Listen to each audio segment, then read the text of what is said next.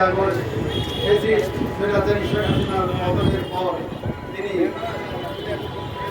এই চেয়ারে এসে বসে গেছেন এবং এখানে যারা আমাদের সাংবাদিক আছেন তাদের সাথে অত্যন্ত নিষ্ঠুর আচরণ করছেন। তারা একটা জেলখানার মধ্যে রয়েছেন।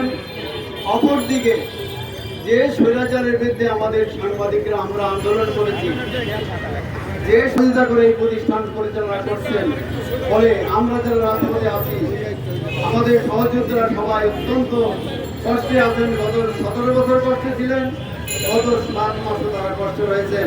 এটা অন্যতম কারণ। আমরা এই সরকারের বিরুদ্ধে কিছু বলতে চাইনি, কিন্তু এই সরকারের মধ্যে অনেক স্বৈরাচার অনেক রয়ে গেছে। আমরা আজকে 7 মাস পরে আবারও বলতে চাই, এই সরকারকে ক্লিন করতে হবে। এই সরকারের মধ্যে যেসব দোষর আছে, বিশেষত বাসের মধ্যে যে দোষর আছে, যাকে এনে বড় চেয়ারে বসিয়েছেন, তাকে সরানো ছাড়া এই সমস্যার সমাধানে আমি কোনো পথ দেখি না। আমার এক ভাই বলেছেন ওনাকে লঙ্গি পরে যেতে হবে। আমার মনে হয় লঙ্গির উপরে একটা বোটা পরিয়ে দিতে পারেন, কারণ উনি তার চেহারা নিয়ে এই প্রতিষ্ঠান থেকে যেতে পারবেন না। ওনার বিদায় ছাড়া আমি মনে করি না এই প্রতিষ্ঠানের কোনো সমাধান হবে, এই সমস্যার কোনো সমাধান হবে। এবং উনি আরও যে কাজগুলি এখানে বসে করছেন, কেবল সাংবাদিকদের উপর নির্যাতন করছেন তাই না, এখানে চুরি চামারি সহ নানান কাজে তিনি আগের এমপিদের ছাড়িয়ে গেছেন। অতীতে কখনো এত অল্প বয়স্ক এই ধরনের জঙ্গি ফ্যাসিস্ট কোনো এমপি এই প্রতিষ্ঠানে আসছে বলে আমার জানা নেই।